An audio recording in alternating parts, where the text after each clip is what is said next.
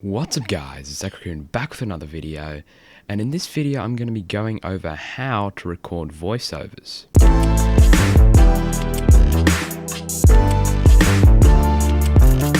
So you may be thinking voiceovers, they seem pretty simple, it's quite a simple thing to record. Well actually there's a few things you need to keep in mind when recording a voiceover.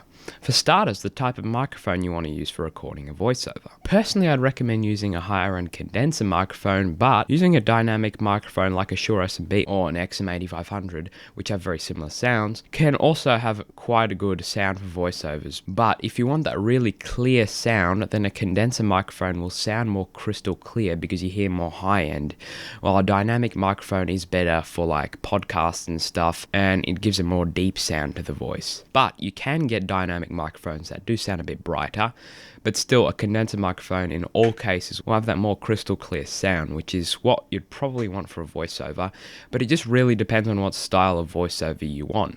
If you want a voiceover that sounds more happy and bright, then use a condenser microphone.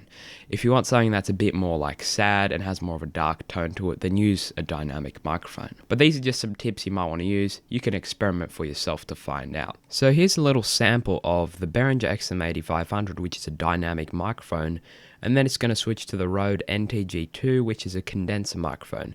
And hopefully you'll be able to hear the clear difference in clarity and just general sound.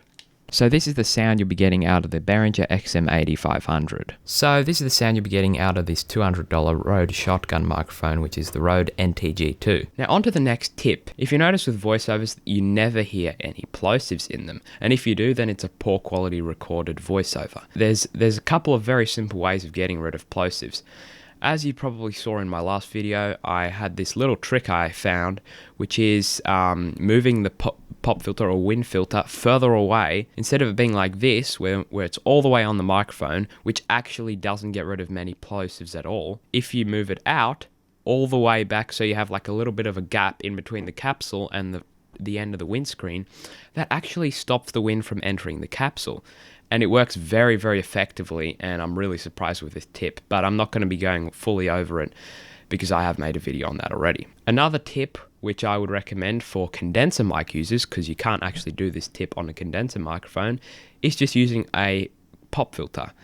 And there are a few tips for using a pop filter. For starters, you want to have it at least this much away from the capsule of the microphone or the metal mesh.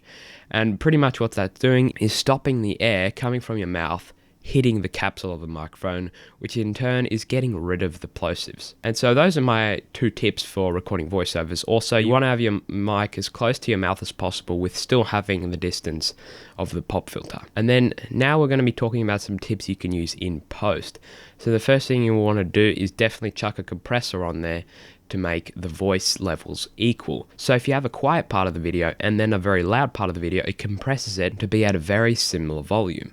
And so this makes the listener much more comfortable because they don't have to keep turning their volume down or up, and they can actually hear you all the time. And then another thing you want to add in post is you want to put an equalizer of some sort.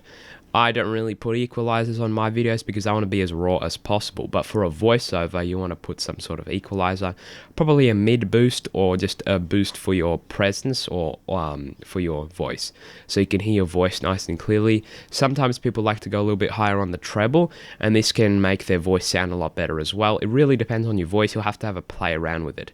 And if you want a really easy software to record and also edit and put all those equalizer, compressor and all that, I would definitely recommend using Audacity, because that's what I use and I'm recording with it right now.